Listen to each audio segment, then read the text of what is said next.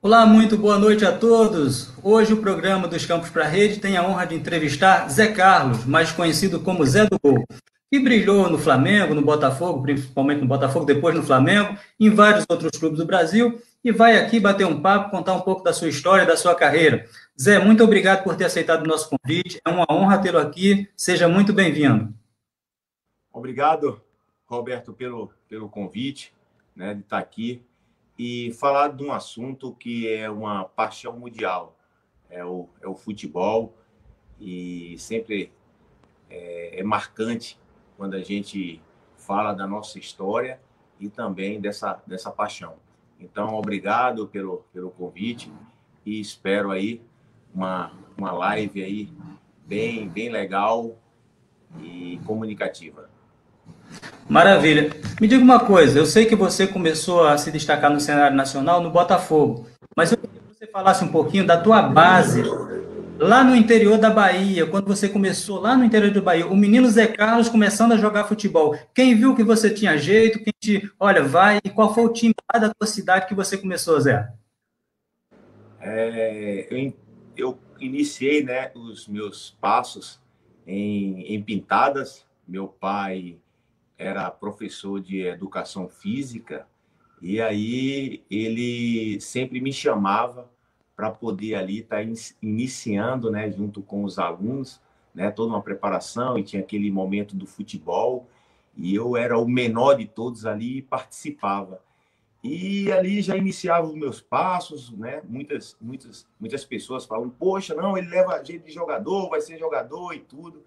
Então, inicialmente, iniciou ali, né, em Pintadas, e depois meu pai saiu de Pintadas e foi para uma cidade, né, que hoje moramos, que é Ipirá, né, onde eu nasci, porque eu nasci em Ipirá, depois voltei para Pintadas e depois vim para Ipirá novamente. Meu pai foi farmacêutico durante duas décadas, né? Não só aqui em Pirá, mas também em Pintadas, né? Ia e voltava e tudo. Ele tinha farmácia nessas duas cidades. Então, eu iniciei, né, maior um pouco, eu vim para Ipirá e fui me destacando também no Polivalente, que era o colégio que eu estudava, então eu participava de tudo, eu era um verdadeiro esportista, né?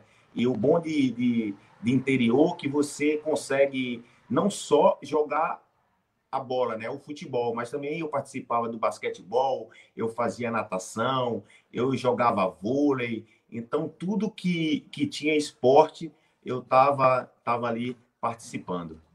Isso era o interclasse, né? Eu acho que eu vivi um pouco disso também. Eu sou do Nordeste e a gente tinha no colégio, a gente disputava várias modalidades. E aí, quem gostava mais de um ou tinha um talento para alguma outra, ia seguindo. Muito, muito legal. Mas aí, depois que você ali, você garotinho, pequeno, fazia esporte, aí, ó, vou pro futebol. Aí, eu sei que depois você já começa a vir para o Vitória. Com quantos anos você chega no Vitória? Eu chego no Vitória da Bahia, antes, né? Eu até me adiantei. Antes de eu ir para o Vitória, veio um olheiro né? Naquela época falava-se olheiro, né? Isso. E agora hoje é observador, então do Flamengo, e queria me levar para a Gávea. E Legal. meu pai até no momento ele aceitou, mas minha mãe deu prioridade ao estudo, então mandou segurar um pouco mais. Eu era muito novo, eu tinha de 12 a 13 anos, né? Então minha mãe falou, calma, deixa ele estudar para depois a gente... É coisa de mãe, né? Que é sempre os filhos ali perto. Mas com o tempo foi passando, eu fui me destacando, né? No futebol, nos esportes aqui de Ipirá, e fui para o Vitória da Bahia. Foi na época que o Vitória fez uma campanha muito boa no Campeonato Brasileiro, aonde tinha como destaque Dida, Alex Alves, Paulo Isidoro, né? Eu estava ali chegando e o pessoal estava saindo. Mas eu passei uma época, passei não foi muito tempo que eu passei. Eu acho que eu passei no Vitória um ano e pouco, mas depois eu retornei de novo para a cidade, para depois eu sair para o Botafogo. E aí, como é que surgiu essa proposta para você vir para o Botafogo? E você morou na sede, na antiga sede, né, em Marechal Hermes. Eu queria que você falasse um pouco dessa sua estadia, mora em alojamento, longe da família, como é que foi essa situação? Depois eu tive a oportunidade, né, através de um observador também aqui da Bahia, me levou para o Botafogo e eu, assim, deu certo, graças a Deus, no futebol. Eu falo que foi um milagre, né? Porque eu tinha uma idade avançada, né? E fiz uma competição pelo Botafogo, que era o famoso gato, né? Que não tem... Então, eu fiz uma competição que era a Copa São Paulo, né? No São Roque, mas só que quando eu participei dessa competição, eu tinha a idade ainda ideal para poder participar. E eu lembro muito bem que o Carlos Augusto Montenegro, junto com o Antônio Rodrigues, né, viu essa competição eu me destaquei, né, foi uma competição boa para mim e para o clube também. O Carlos Augusto Montenegro falou: rapaz, você tem que se apresentar no profissional. E aí ele mandou me apresentar no profissional e eu falei de toda a história que tinha acontecido. Ele falou: rapaz, não tem problema, você vai em casa, traga sua documentação correta, né? E aí eu tinha idade ainda de juniores, né? E fazia aquela transição para o profissional. E graças a Deus foi através do Carlos Augusto Montenegro que deu também esse incentivo para que eu pudesse ter uma caminhada de sucesso no futebol. Perfeito. E aí você chega a morar realmente no alojamento do Botafogo? Porque a gente fala assim, o atleta da base, quando mora no alojamento, hoje já tem muito mais condições. O Botafogo viveu um tempo que tinha muito problema financeiro. Como é que foi essa sua estadia? Ou não, você não morou no alojamento, você foi morar com uma pessoa que trouxe você lá da Bahia para cá, para o Rio? Não, eu morei sim, Marechal Hermes, né? Subúrbio do Rio de Janeiro. Isso. E tempos difíceis, porque ficava próximo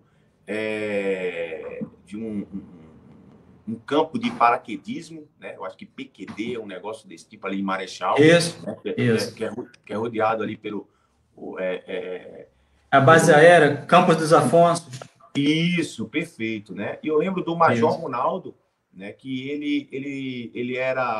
ele fazia também parte da diretoria do Botafogo. E quando eu cheguei, é até legal, quando eu cheguei da Bahia não tinha vaga no alojamento e eu fiquei 2 semanas morando com o pessoal ali do Exército, ali no Campo dos Afonso, comendo a comida ali do pessoal.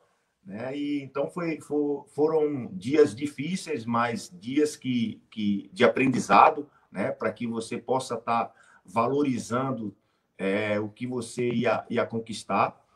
E foi isso. Levei tiro lá também, porque o pessoal me confundiu com o pessoal lá da, da turma lá que estava fazendo coisa errada, mas isso tudo faz parte dessa história.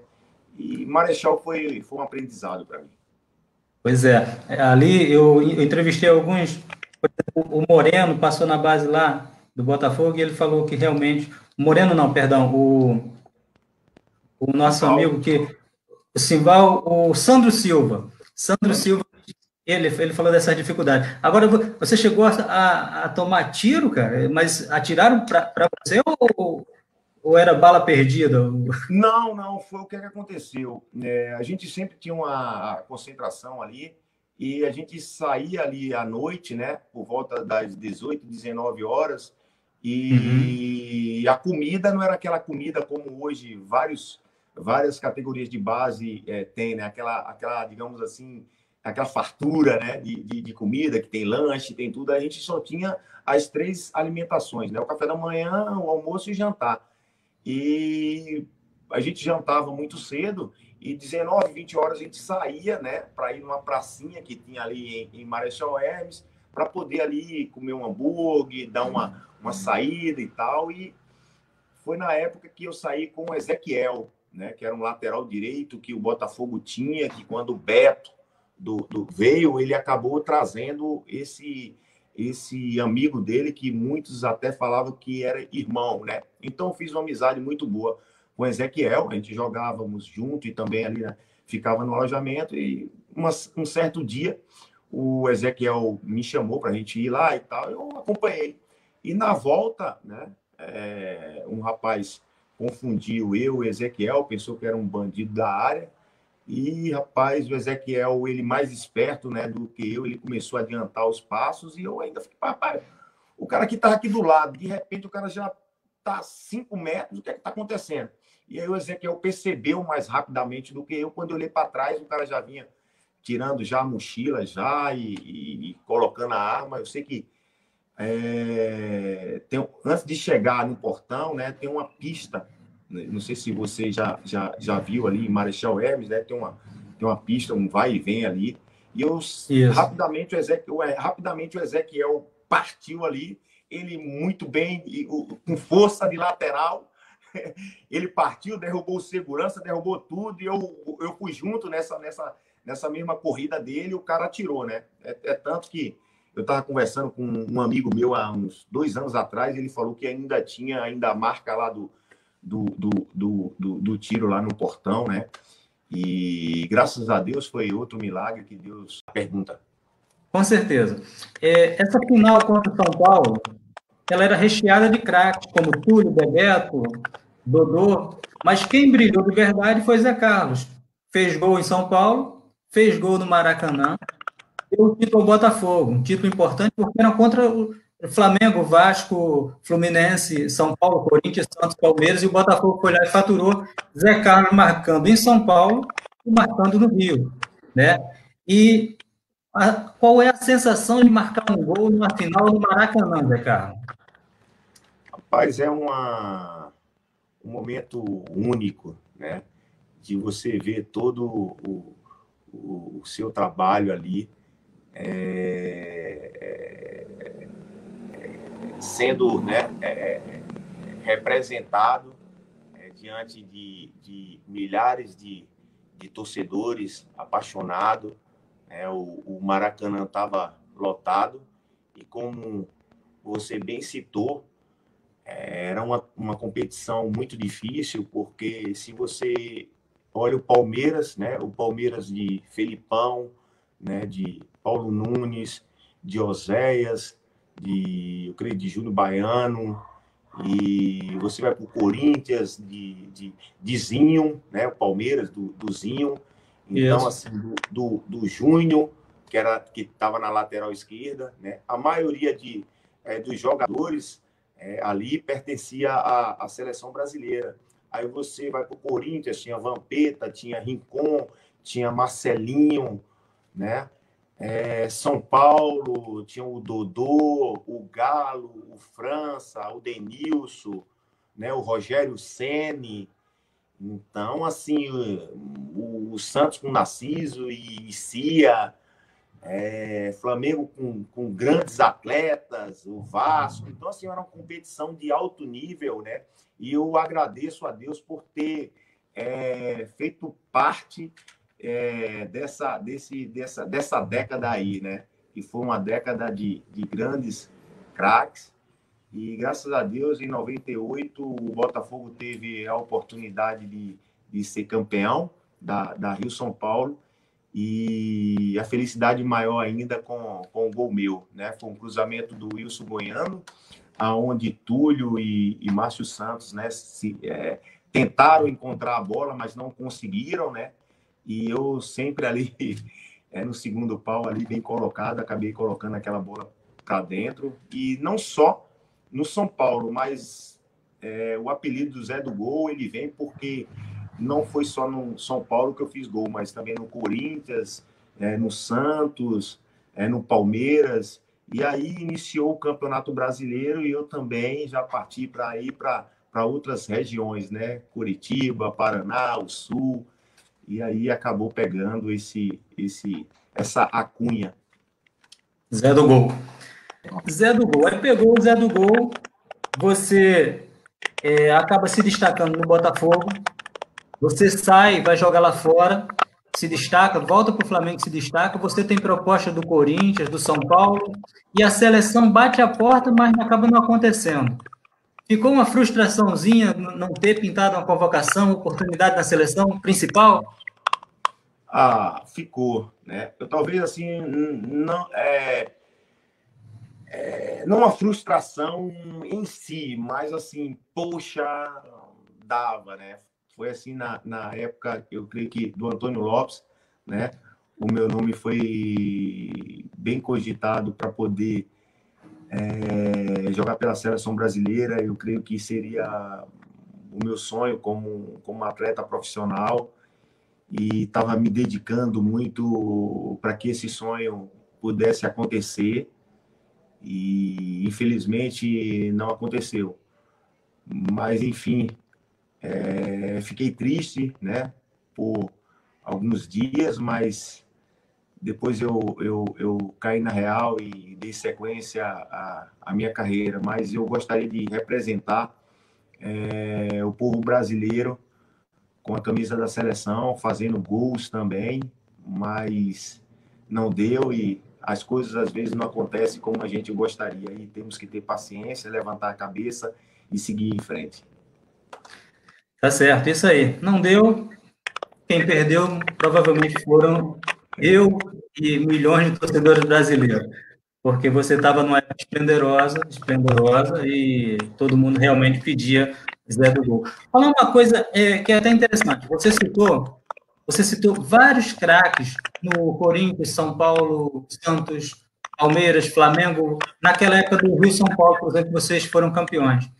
Hoje, a gente olha para o elenco do Botafogo, do Vasco, do Fluminense, dá pena. Dá pena. O elenco do Corinthians, a gente não encontra ali, a gente encontra um ou dois jogadores bons ou do nível bom, e o resto muito fraquinho. Isso é o futebol brasileiro. Antigamente a seleção era composta por craques em todas as posições. Hoje a gente fica limitado a um ou dois craques na seleção brasileira. Você que é entendedor de futebol, que além, eu sei que além de você ser jogador, você estuda, você faz curso, está se preparando, se capacitando cada dia mais. O que você acha que aconteceu para o futebol brasileiro dos últimos anos aí ter perdido tanto em qualidade, Zé?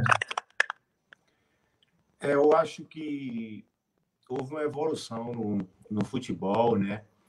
Na parte técnica, né? Houve uma evolução na parte tática também teve, na parte psicológica, né? Com vários aparelhos, mas falta ainda na parte, digamos assim, de intervenções, no gestual, né, de você treinar mais o atleta. É aquela parte que, por exemplo, quando a gente saía de um treino, de um coletivo, ficávamos 30, 40 minutos fazendo finalização, se aperfeiçoando mais no cabeceio, se aperfeiçoando mais no passe. E hoje eu creio que parece que antes de terminar o treino já é aquela pressa de pegar o carro e já sair. E o meu maior medo, eu tenho conversado, não é o meu maior medo, não, o meu maior receio hoje é nas categorias de base. Nas categorias de base. Por quê? Porque é nas categorias de base que você tem que colocar profissionais capacitados lá, para que ele possa estar fazendo intervenções, né? Intervenções, como é que o atleta tem que ficar perfilado para a bola, como é que ele tem que cabecear, o cabeceio dele tem que ser no tempo certo, né? Então você tem que pegar esse atleta de 15 anos pelo braço e posicionar, né? E também olhar qual a deficiência daquele atleta. Aquele atleta tem o quê? Tem a deficiência de finalizar com a perna esquerda, de dar um passe com a perna esquerda. Poxa, vamos trabalhar, né? Vamos fazer um específico com ele.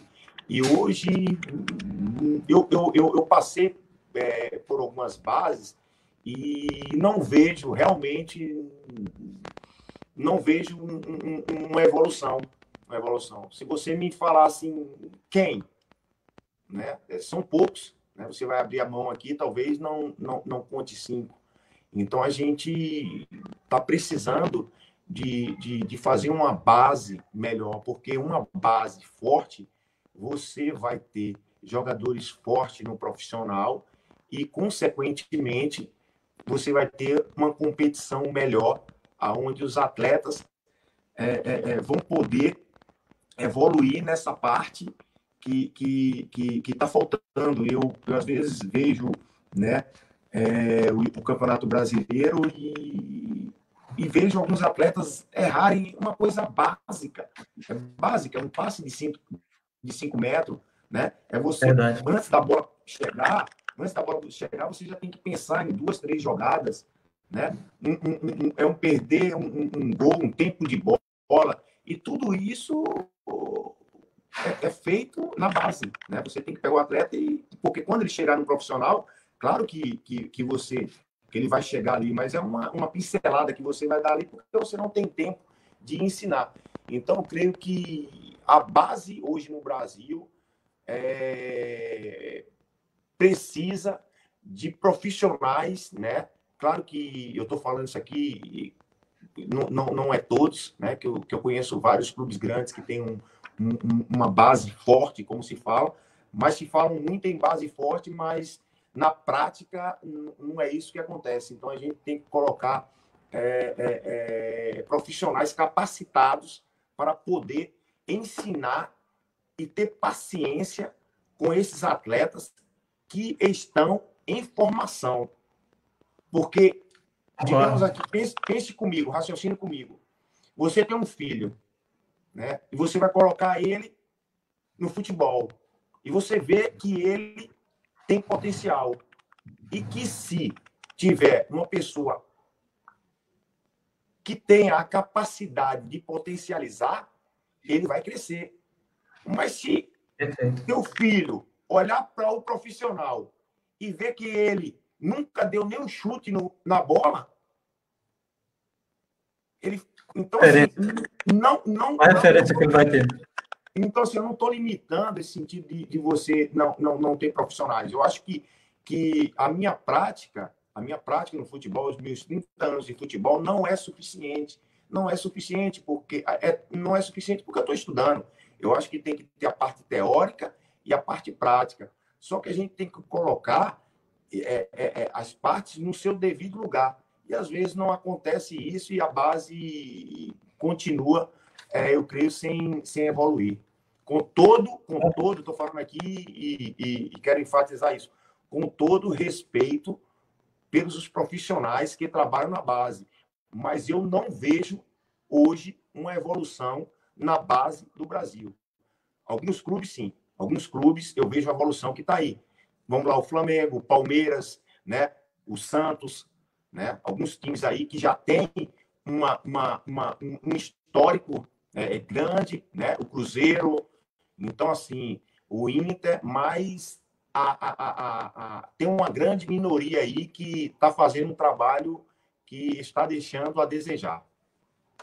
Concordo. Tem até o Rodrigo, ele falou exatamente isso. Na base hoje, os jovens talentos, eles são podados pelos treinadores. Eles, o diferencial, o improviso, acaba não sobressaindo mais. Parece que eles são polidos. Você só tem que ser robotizado.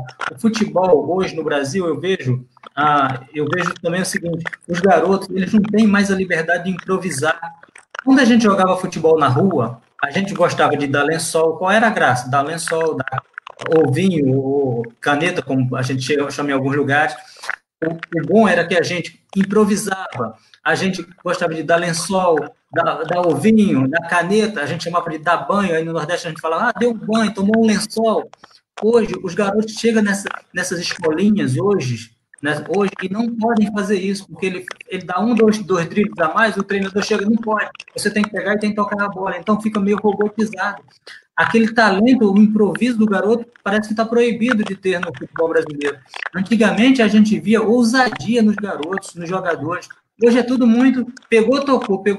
Legal, esse treinamento esporte coletivo, mas tem que ter o improviso. O Brasil perdeu a principal característica, que era a ginga, o improviso, aquele drible desconcertante, uma pedalada, né? Infelizmente perdeu isso. Mas o Rodrigo faz uma pergunta também. Você acha que a seleção brasileira deveria ser treinada por vir um treinador de fora para treinar a seleção brasileira ou não?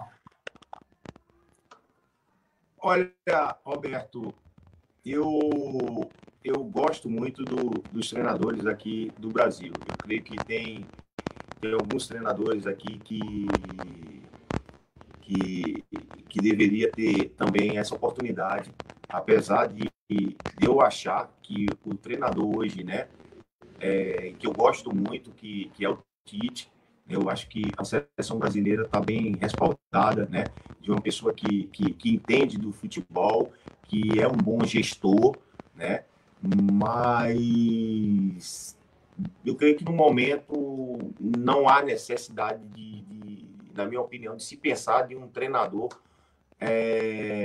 estrangeiro aqui. Eu creio que o Tite tem feito desempenhado, né, uma função boa dentro da seleção brasileira, um gestor de alto nível, né, que tem se capacitado, tem estudado cada vez mais, não tem se limitado a só esse conhecimento, mas tem procurado algo mais, isso é importante.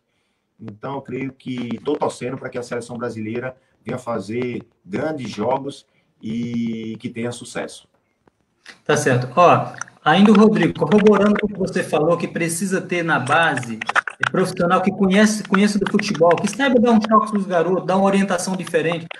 Nada contra o pessoal da educação física, precisa ter, mas realmente precisa um ex-jogador estar ali, ou um jogador experiente, para dar toque nos jogadores mais jovens. Por exemplo, o Rodrigo fala aqui, quando o Seedorf jogou no Botafogo, transformou o Dória com simples instruções. Às vezes é um posicionamento, é como você falou, olha, se posiciona para receber a bola, bate dessa forma, gira de outra forma.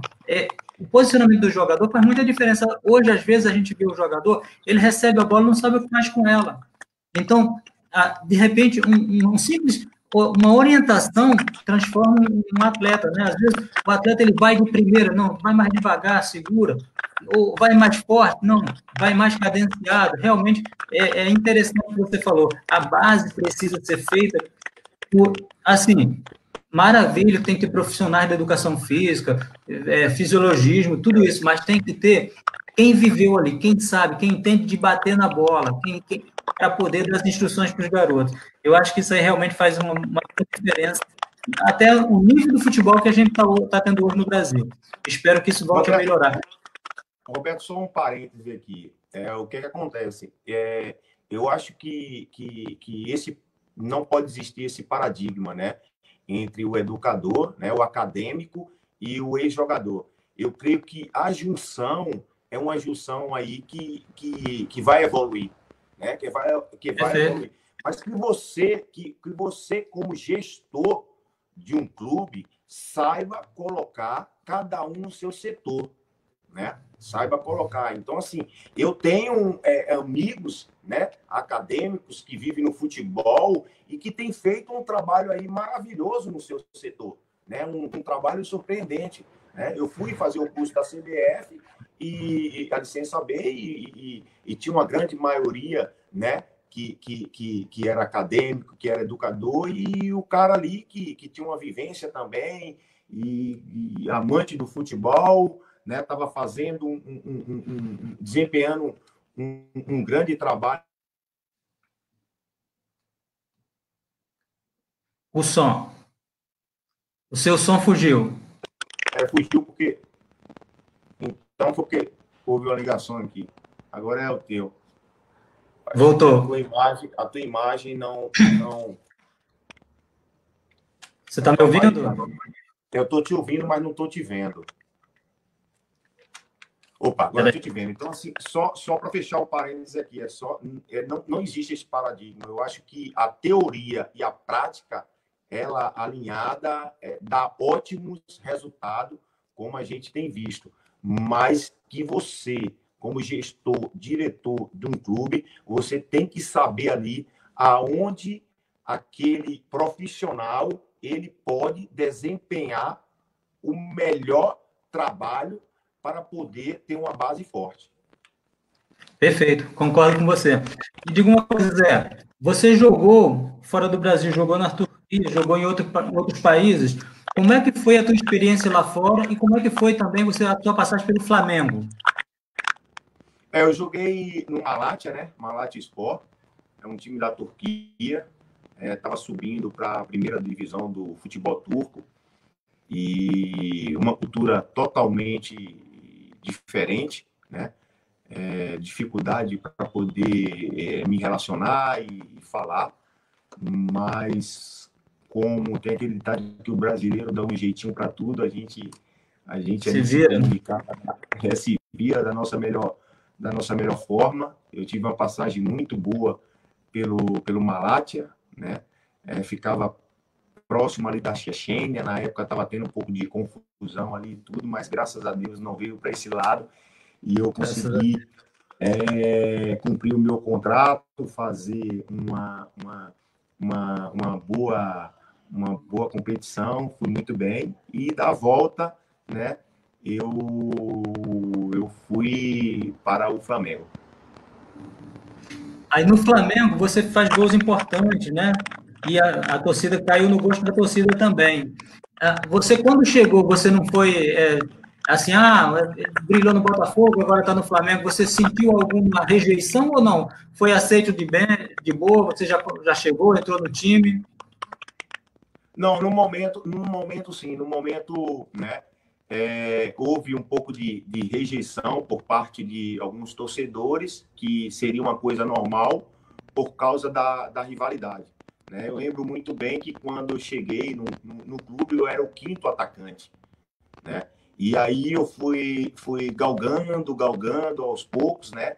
Treinando forte, porque eu sabia que tinha aquela rejeição por parte de alguns torcedores, né? No Flamengo tem duas torcidas ali que você acaba ter que, como é que diz, agradar as duas, que às vezes você agrada uma e não agrada a outra, você fica ali, que é a jovem e a raça, né? E graças a Deus, com o passar dos jogos, eu fui fazendo gols e gols importantes, né? Então, eu fui ganhando a confiança da torcida e acabei também virando ali um ídolo, né, da torcida do Flamengo e graças a Deus não só fui no Flamengo, mas todas as equipes que eu passei foram 19 equipes, né, 10 fora do Brasil e 9 no Brasil, e eu tenho as portas abertas, né, em todas elas, e sempre fui bem recebido. Graças a Deus. E assim, você consegue uma proeza, você é ídolo do Flamengo e do Botafogo, dois clubes no Rio de Janeiro, dois rivais. Parabéns, parabéns mesmo. Não é para qualquer um, não, é para Zé do Gol. Zé do Gol. Ô Zé, vamos falar uma coisa aqui, um assunto que é bem assim, importante, porque quase toda criança no Brasil sonha em ser jogador de futebol. Está conseguindo me ouvir? Tô te ouvindo, tô te ouvindo. Isso. Quase todo garoto, quase toda criança no Brasil sonha em ser jogador de futebol. E a gente sabe que o futebol tem o seu glamour. Você é estrela, você é convidado para as festas, para as baladas, para as melhores casas de show, para o carnaval. Você, quando está no auge ali, é só festa, né? Tudo é festa. Mas a gente sabe, eu vivi um pouquinho de futebol também, e a gente sabe que o jogador, ele tem problemas de contusões, fica longe da família, contusões, atraso de salários, cobranças excessivas da imprensa, muitas vezes da imprensa e da torcida, uma série de problemas que o jogador enfrenta. Não é só o glamour, o jogador de futebol é estrela, famoso, não é só isso, a gente sabe que tem vários perrengues e percalços na carreira de um jogador. Qual é o conselho que você dá para a garotada que pretende ser jogador de futebol? A garotada está ali, eu vou, não vou, qual é o conselho que você dá? Hoje, o futebol, ele movimenta trilhões, né, digamos assim, de dólares. Então, é muita coisa envolvida. E a pressão nesse atleta que está começando, às vezes é muito forte, né? Porque eu tenho ditado que o futebol no Brasil é uma coisa muito rápida. Você dorme no lixo, né? Um ditado assim, bem, dorme no lixo e acorda no luxo. Então é rápido. Então, se o atleta ele não tiver uma estrutura familiar, uma estrutura do clube, né? A parte psicológica, a parte nutricional, a parte de neuro, a parte física, tiver um suporte grande, ele não consegue desenvolver tudo aquilo que ele poderia, né, dar para o clube. Então, não é fácil a vida de um atleta profissional, não é fácil. Ele tem que aproveitar o máximo, mas aproveitar de uma forma coerente, de uma forma equilibrada, né? Ele tem que saber que a vida de um atleta profissional não é uma vida duradoura, que aquilo você vai ter ali um espaço entre 15 e 20 anos, no máximo, porque hoje você com 35 anos, você já está velho para o futebol, quer dizer, você começa com 17, digamos, no profissional, e com 35 você está velho, quer dizer, um espaço muito curto, né? Onde você tem a oportunidade de dar uma vida melhor para a sua família, né? Para você, construir ali o seu sonho de atleta profissional. Então, o meu conselho é que você se dedique ao máximo, né? O foco total, e que não custa nada abdicar de algumas coisas para você, no futuro, né? Ter mais tranquilidade para viver até os 80, os 90, né? Porque é uma coisa muito rápida, é uma coisa muito passageira. Às vezes, se você não tem uma cabeça boa, é ilusória, você vai pensar que você vai viver aquilo constantemente, que aquilo não vai passar. Então, jovens jogadores do Brasil, se dedicar ao máximo. É se dedicar ao máximo e ter a consciência. Eu vou chegar, eu não vou chegar, porque tem atletas que ficam 20, 22, 23, 24 anos tentando, e aí ele acaba deixando de ir para outra área, de ser um autônomo, de fazer um curso. Ele poderia ir nessa área também estar bem. Então, não é fácil ser um atleta de futebol no Brasil. Então, tem que ter toda uma sustentação. Tá certo. Você parou de jogar tem uns 5 anos, 4 para 5 anos. Eu estava falando aqui outro dia, não sei se foi o Bugica ou se foi o Duílio, ele falou assim, enquanto você está jogando no time grande, você está com os holofotes. Você encerra a sua carreira, você fica meio que de lado. E alguns ex-jogadores acabam tendo depressão, porque ele não se preparou para encerrar a carreira. Não se preparou para encerrar a carreira. Ele parou de jogar, mas ele queria viver naquele glamour como se tivesse, e acaba tendo depressão. Eu vi que você foi estudar, se capacitar. Qual é o teu trabalho hoje e quais são os seus projetos de futebol? Porque, às vezes, a gente, como você mencionou, né, eu terminei, já tem 6 anos, né, que eu larguei.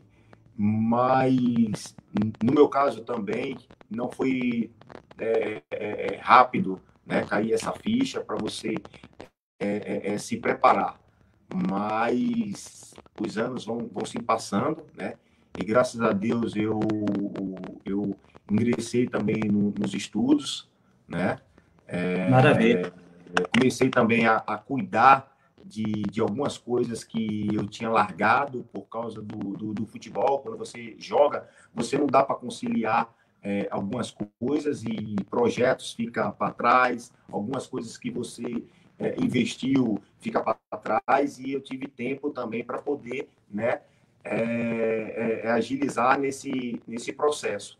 Então, eu estou pretendendo fazer a licença A, né, fiz o curso de gestão técnica também, e vendo também uns projetos, né? A gente tem um projeto em Pintadas, que é a Associação 9 de Maio, onde a gente dá oportunidade a esses atletas da Bahia de 15, 16 anos a ingressar em grandes clubes, né? Então, a gente pega esse atleta aqui, vê, digamos assim, o que há de necessidade naquela equipe, o que é que ele está precisando, de um volante, um segundo volante, e pegamos essa característica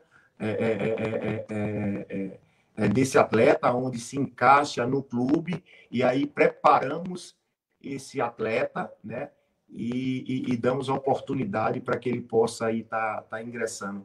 Então, esse é um projeto que a gente tem, Associação 9 de Maio, esse é um projeto que já tem 15 a 20 anos e tem dado aí muitos jogadores bons e a oportunidade aqueles atletas que poderiam ir para o lado das drogas, violência e estão indo para o lado do esporte. O esporte tem esse papel fundamental, ele sendo bem utilizado, de resgatar os jovens. Resgatar o jovem, como você falou. Ele pode até não ser um jogador profissional no futuro, mas se ele está num projeto, ele está convivendo com pessoas que têm foco, convivendo com pessoas que têm disciplina. Isso é muito importante. E se puder revelar grandes jogadores, melhor ainda aí, que muitas vezes, muitos garotos que a gente fala peladeiro, que joga muita bola, não tem oportunidade de ir para o clube. Então, esse projeto aí, com certeza, vai abrir as portas, já abriu para muita gente. Parabéns. E só assim, Roberto, quando a gente fala o esporte, né, o nosso projeto ele não só está limitado ao futebol, né, mas tem também o pessoal do basquete, tem o pessoal do karatê, né, porque a gente vê o esporte como um transformador e não vamos ficar só limitado a só o futebol, mas direcionando os atletas, né, de outras modalidades para também grandes clubes no Brasil. Maravilha. Quem entrou aqui foi o Sandro Silva, e ele dá boa noite. Falo para o meu amigo Zé do Gol. Sandro Silva estava na campanha na Comembol 93, em Botafogo. Fala. Tive o prazer de ver essa fera iniciar na base do fogão. Tive o prazer essa fera de ver você iniciar na base do fogão. Sandro Silva. Um abraço, Sandro. Sucesso. E estamos torcendo aí por você. E quem sabe um dia a gente fazendo uma live aí, todo mundo junto. Olha, isso é um projeto, lógico, a princípio é essa de fazer com um jogador. Futuramente, por exemplo, já tem o Simval, tem o Sandro Silva, tem o Zé do Carmo, agora tem o Zé do Gol.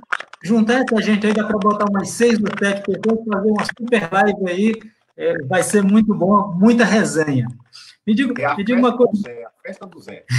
A festa do Zé. Vai ter Zé no meio campo, Zé atacante, Zé capitão, Zé artilheiro e vamos embora. Ô Zé, me diz uma coisa. Na sua família, só você foi jogador profissional ou tem mais alguém aí que é atleta? Como eu falei no início, meu pai era professor de educação física, né? Então, meu pai jogou muito intermunicipal aqui das cidades e alguns amigos falam, né? E falava também que era um bom atacante, mas não chegou a se profissionalizar, não. Mas eu creio que eu peguei um pouco do DNA aí da minha família.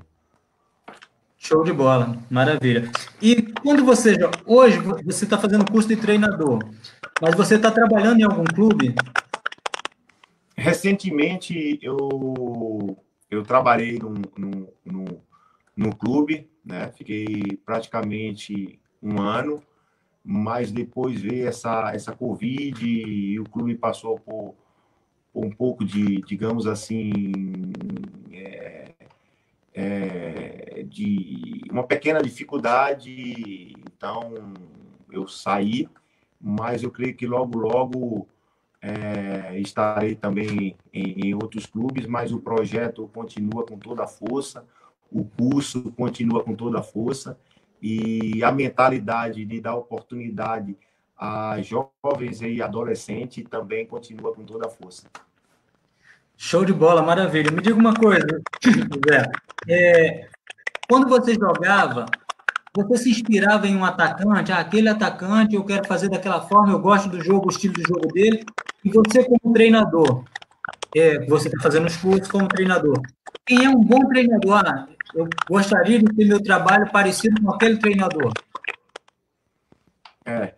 Quando eu não era profissional, me inspirava muito no Bebeto, no Romário, né? Minha mãe falava aqui que tudo que eu pegava se transformava em bola. Quer dizer, se eu pegava uma laranja, jogava lá na parede e cabeceava, chutava de primeira. Se eu pegava um limão, jogava na parede e chutava de primeira. Tudo, e era uma competição legal, que era assim, era eu sozinho, mas só que um cara, era eu e outro, digamos, o Bebeto.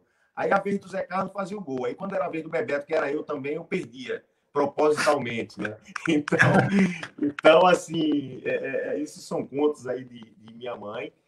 E, enfim, um treinador no Brasil que eu gosto do trabalho é o Roger, né? Tava no Bahia, eu gosto, né? Sou fã dele. Isso, eu gosto da metodologia, do modelo, da ideia de jogo do Roger, né? Inteligente. Isso. Eu acho que o Fernando Diniz aí também é um treinador aí que tem ideias novas, né? E o Rogério Ceni tem mostrado, né? No Fortaleza, uma grande capacidade, um grande profissional. Então, o Renato Gaúcho também, que está há muito tempo aí no Grêmio, é difícil você consolidar um trabalho como o Renato tem consolidado no Grêmio, né? Ficado vários e vários anos, não é fácil, né? Você tem que ter um bom staff para você consolidar isso, você tem que ter um presidente firme que acredite que você possa fazer um grande trabalho no clube. Ele tem feito, né? Recentemente, é normal daquela caída, mas eu creio que depois, pela força que o Grêmio tem, ele vai conseguir alavancar. Mas no Brasil tem esses quatro, eu creio que tem mais, né? Não lembro agora, tem muita gente nova surgindo, com ideias novas, o próprio Botafogo aí também, né?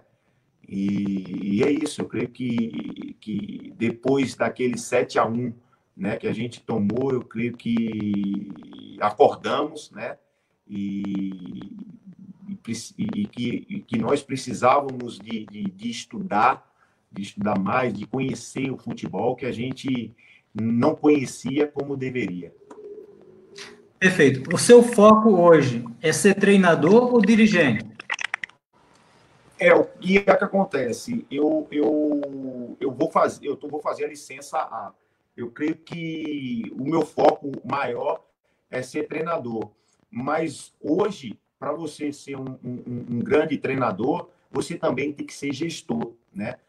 Também saber um pouco na parte de gestão dos atletas, né? Então você tem que saber tudo do futebol. Você não pode ficar limitado. Você tem que saber um pouco da parte administrativa. Você tem que saber um pouco da parte técnica. Você tem que ter o teu currículo oculto, que é o de psicólogo, de nutricionista, fazer aquela gestão, porque cada um aí pensa de uma forma diferente. Você tem que ajustar todos no momento de maior tensão, né? Você tem que estar equilibrado, e é por isso que esses cursos aí é importante para que possa acrescentar na carreira de treinador. Tá certo. O bom é que você fazendo os cursos, capacitando, você vai poder exercer as duas funções. Se você não tiver sucesso como treinador, vai poder, de repente, ser um diretor de clube, um departamento de futebol, ser um gestor. Parabéns, porque você não parou. Muitos ex-jogadores ganham dinheiro, mas aí acabam parando. O dinheiro, se não administra bem, um dia acaba, né? A gente sabe que, por mais que uma pessoa tenha dinheiro, se não administrar bem, um dia acaba. Graças a Deus, você foi para esse lado de se capacitar. Isso vai com certeza abrir novas portas. Você já é do mundo do futebol, e isso é com a graça de Deus, Ele te dando saúde, e você vai chegar longe aí com a graça de Deus. Estarei na torcida. Amém. Me fala uma coisa, Zé. Você já falou, eu ia perguntar dos causos engraçados, que às vezes o jogador vive na concentração, às vezes com o jogo, com o torcedor, e você falou, lógico, esse caos aí que não foi nada engraçado, mas foi meio, né, complexo, do tiro. Oi. Roberto, deu bastante ruído, eu não consegui. Tá, deixa eu voltar aqui na pergunta, peraí. Por favor. Esse barulho hoje ele está tentando derrubar a gente, mas a gente já está quase no finalzinho. Porque não é do fone, viu? Eu tirei, não é do fone. Estranho. Muito estranho. Mas então, você está me ouvindo agora? Com ruído ainda, mas eu vou tentar. Você consegue ouvir? Vou tentar aqui pegar um pouquinho aqui da sua pergunta, que ela não está chegando sempre com ruído, mas vamos lá, vamos tentar. Isso. Era de algum caos engraçado de viver o futebol, na concentração, causos engraçados, confusões, polêmicas, o que você poderia falar? Rapaz, teve um... Fica à vontade, aqui já são quase 10 horas da noite.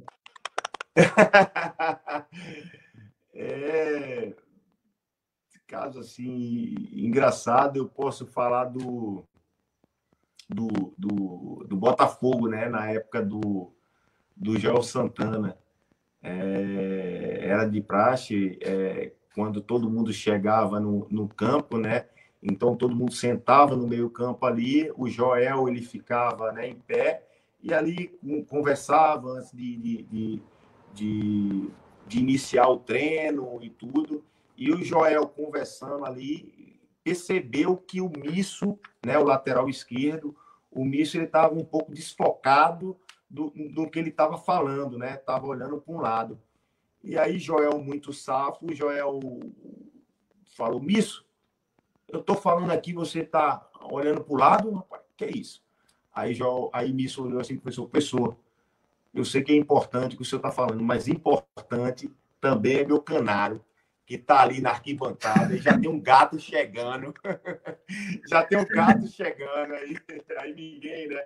Ali já acabou ali a resenha, o Misso estava mais interessado no canário dele, que ele estava vendo o gato já se aproximar para comer o canário dele. Eu falei, meu Deus do céu. Então, são um dos casos que eu lembrei, com certeza tem vários outros aqui, mas foi o que eu passou agora na memória. Tá certo. Você me deu uma ideia boa de reunir uma galera, a gente fazer uma live aí com casa cheia. Esse probleminha aí do barulho nos atrapalhou um pouco, mas tem algum assunto que eu não te perguntei, que você queira comentar, que você queira falar, fique à vontade, a casa é sua. Eu quero falar assim, porque eu fique à vontade. Eu vou até desabafar, porque às vezes quando a gente desabafa é uma grande diferença de você desabafar e falar do outro, né? Desabafar é quando você fala o que fizeram com você. Então, assim, não me interessa a outra parte, mas que existe muita gente maldosa ainda e que eu para construir o meu caráter no futebol, a minha índole, né, demorou muito, né? Foram 30 anos, né? E quem me conhece, que conviveu comigo, sabe o meu caráter, mas existe pessoas más ainda que quer, né, denigrir a sua imagem, mas eu tiro isso de letra. Eu acho que é um juvenil ainda no esporte, né? E que erro de comunicação existe, que você tem que ouvir as duas partes, você não pode ouvir só uma parte. Então, é isso. Graças a Deus, foram 19 clubes que eu passei, né? Tenho portas abertas em todos eles. os diretores, o presidente me recebe muito bem. Então, assim, a minha história não foi da noite para o dia. Foi uma história bonita, foi uma história de caráter, foi uma história de um cara que é pai de família, é um cara que estuda, é um cara batalhador, é um cara que não vive do saudosismo, né? Eu acho que cada momento da nossa vida que a gente tenta algo novo, tem que passar por dificuldade para encontrar o sucesso. Então, assim, eu não vivo do saudosismo, eu vivo do momento e quero estudar cada dia mais para poder me aperfeiçoar no meu sonho, que é ser aí um treinador de futebol. Então, você às vezes que fala algo sem pensar, tem que ver a história primeiro, tem que ver os dois lados primeiro, e a história do Zé do Gol não é uma história pequena, é uma história que de muito sofrimento, de muita luta e de muito sucesso. Com certeza. Não é à toa que, como eu falei, você é ídolo do Botafogo e do Flamengo. Você, meu amigo, jogar no Botafogo, jogar no Flamengo, jogar em um deles já é um feito grande. Jogar nos dois e ser aclamado, ó, parabéns para você. Que o Papai do Céu te abençoe e você seguiu em frente. Esse desabafo, não quero que você cite nome. Você fala ex-jogadores ou seria alguém da imprensa? Porque às vezes a imprensa ela é muito cruel. Às vezes a imprensa para dar ibope, ela cria situações que, sabe, tem um cheirinho ali, uma pequena fumaça, ela transforma num fogaréu, transforma... Então, você se refere ao pessoal da imprensa ou seria o ex-jogador? Não vai citar nome, não quero nome, não, só não, Roberto. A imprensa, graças a Deus, sempre tive um bom relacionamento com a imprensa, né? Porque eu sempre fui um cara brincalhão, eu sempre fui um cara que respeitei muito o profissional da imprensa, né? E hoje eu sou Zé do Gol até por causa da imprensa que me colocou esse nome, sempre me apoiou. Então eu tenho um relacionamento ímpar, muito legal com a imprensa. Com ex-jogadores também, a gente fala a mesma língua. Claro que a gente gosta mais de um, no outro a gente não tem um relacionamento próximo, mas esse vai o desabafo, não é nenhum disso aí. E é uma coisa que a pessoa, se ouvir, ele vai saber para quem é. Maravilha, show de bola. Importante é que sua carreira está marcada como um vencedor. E como você está se capacitando, Deus ajuda quem trabalha. Você ainda tem, como a gente fala, tem muita lenha para queimar. Fazendo um cálculo, está mais ou menos, se a pessoa no meio da vida, na idade, a gente fala que está com 40 e quantos? 45. Tá com cara de garoto, mas já tem 45. Então, digamos que a projeção de vida é 80 e pouco, você está ali no meio, ainda tem muita lenha para queimar, e com a graça de Deus será trilhado também uma carreira de vitória, com caráter, com dignidade, porque você, graças a Deus, como você falou, você construiu isso, não foi uma coisa de uma hora para outra, você veio numa linha reta. A gente vê que você tem família, você fala dos ensinamentos. Isso é fundamental, não só para o jogador de futebol, mas para a vida. Alguém que te oriente, e você pegou essas orientações e seguiu em frente. Parabéns mais uma vez. Meu amigo, a gente está passando de uma hora. Você quer falar de mais algum outro assunto? Fique à vontade. Se não quiser, eu vou te agradecer e vou tentar marcar uma live coletiva para a gente fazer. Só que eu tenho muita gente do Botafogo. Eu não quero fazer uma panelinha do Botafogo, entende? Eu vou ver se eu consigo mesclar com um do Flamengo, um do Vasco, um do Fluminense, para a gente fazer para não falar assim, pô, o dos campos da rede agora é do Botafogo, é igual lá do rapaz que tinha. Não, aqui a gente entrevista todo mundo. Mas eu vou falar, eu vou pegar essa ideia, vou conversar com algumas pessoas, de repente a gente faz uma live coletiva com uns 4 ou 5 para a gente fazer uma resenha bem aí mais duradoura, umas 2 horas, a gente combina com todo mundo com antecedência. Vai fazer uma live mais descontraída com outras pessoas. Mas se você quiser falar alguma coisa de futebol, da tua vida pessoal, dos teus projetos, o que você espera da seleção brasileira na próxima Copa, fique à vontade. Não, eu quero agradecer, né, a oportunidade da gente estar aqui conversando. Eu vou aguardar essa live aí, né, com vários outros atletas também. E dar um abraço, mandar um abraço, né, para a Associação 9 de Maio de Pintadas, né, o Maridô, o Zezé, o Val, que são pessoas aí também que estão nessa empreitada aí e que temos tido sucesso. Um abraço a todos aí que te acompanham, né? E que logo, logo estaremos juntos. Uma boa noite a todos aqueles que gostam, né, de Zé do Gol, que gostou um dia, outros que não gostaram, mas que Deus possa abençoar a todos aí. Maravilha. Eu vou te agradecer, mas essa live, como eu te falei, a gente vai compartilhar essa live no YouTube, no canal dos Campos para a Rede. Depois eu te passo o link, peço a tua ajuda para divulgar com seus amigos. E vamos aí ver, para se planejar, se a gente faz uma live coletiva, mas com bem planejado, com bastante antecedência, uma data que fique bom para todo mundo, para a gente bater um papo. Divulgar, né? Isso, não, aí eu vou chamar. O Zé do Carmo eu não posso deixar de fora, porque ele é meu parceirinho lá de Pernambuco. É nordestino como eu, do Rio Grande do Norte. Você também, graças a Deus, aqui a gente está enchendo o time do nordestino também. Mas de coração, que Deus te abençoe. Obrigado pela gentileza, pela sua simplicidade, pela sua humildade, por ter participado. O meu canal é um canal que não tem nome, não é um canal que é patrocinado ainda, é um canal pequeno. Mas Papai do Céu sabe de todas as coisas. Se Ele permitir, a gente vai aí chegar mais longe. Independente disso, de coração, obrigado. Deus abençoe você e sua família. Foco no teu trabalho, no teu objetivo, que a gente vai ver você bem feliz, um time grande, treinando um time grande com a graça de Deus. Muito obrigado por tudo. Valeu, meu irmão. Roberto, um obrigado para você e um obrigado a todos, tá? Que todos tenham uma boa noite. Amém. Obrigado, Zé do Gol, Zé Carlos, Zé do Gol, e obrigado a todos que estiveram aqui participando com a gente. Até a próxima live. Um abraço a todos. Tchau.